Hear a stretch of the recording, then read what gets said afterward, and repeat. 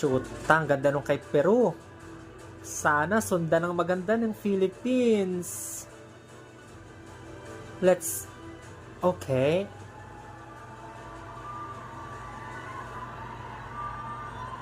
May pagka-Filipiniana pa din. Oh, pero yung details, panalo.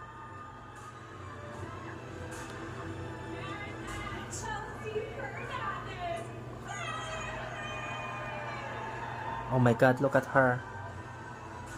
Oh yes.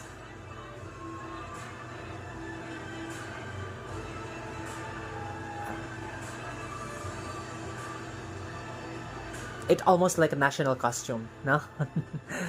Pero maganda.